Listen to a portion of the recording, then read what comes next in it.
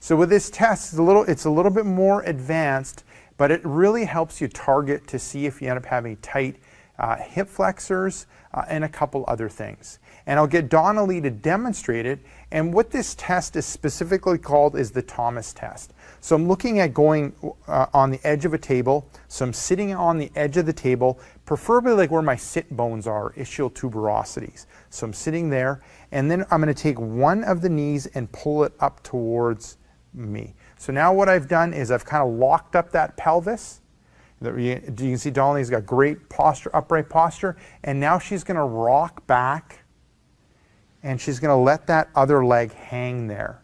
And I'm looking at three different things. I'm looking for three things that could be happening. I want to see if the hamstring or the back of the thigh, if it's off of the, if it's kind of off of the mat or the plinth here. And what that'll end up showing me is hip flexor tightness. So with Donnelly, she's fine. The back of her hamstring is like below the plinth area. So she's fine when it comes to hip flexor tightness or iliopsoas tightness. The second thing I'm looking at is I want to take a look at this knee here. Now, if the bend in the knee ends up being greater than 70 degrees, then what that ends up showing me that she ends up being tight in that rectus femoris.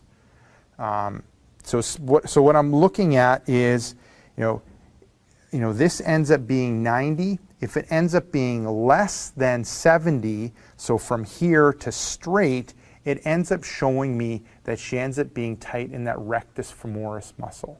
So, bent to here is 90, and if she's here or more, that ends up showing me that she ends up being tight in that rectus femoris that I end up needing targeting. Now the third, so with her, she ends up being, it looks like that she's tight in that rectus femoris, and it's something that I need to work on. Then the third thing that it ends up showing me is, I'm looking at her knee and seeing how it is in line with her hip. If the knee is out to the side, that ends up showing me that she ends up having IT band tightness. So out to the side here, there ends up being tightness in the IT band. And if I see that leg out to the side, then that ends up showing me that it's something that I need to work on with her, loosening up that IT band. Perfect. And now, Donnelly, I'll get you to switch over and go to the other side. So we looked at that right leg. Now we'll try the other side. Good, pulling it close, great, rocking back. And then I'm going to work a little quicker with this one. So I'm looking here, she's fine with a hip flexor tightness or iliopsoas. If I'm looking here, is it looking at this being 90, is she less than 70? So I would say yes. And if I kind of test, I can see that she's tight through there. It's something that I need to work on with her. If I look at that knee in line with the hip, it's fine that it's not popped out to the side, but if it was popped out to the side like this, the knee outside of that hip, that would show me that she has IT band tightness, so she doesn't. Perfect, Donnelly. So looking at all that, it shows me that with Donnelly, I need to work on her rectus femoris or like her quad tightness, and she's fine when it comes to hip flexor tightness, and she's fine with IT band tightness.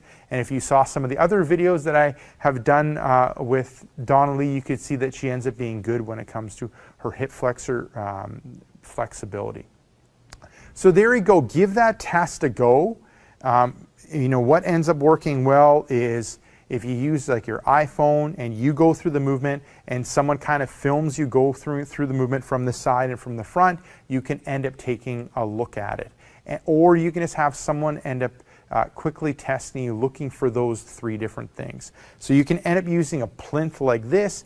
If you're in a gym setting, you can end up using like a bench to go through the test.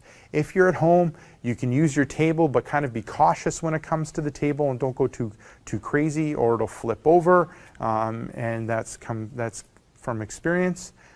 Testing things out at home on the kitchen table. So make sure that you end up on a good stable table when you're going through this exercise.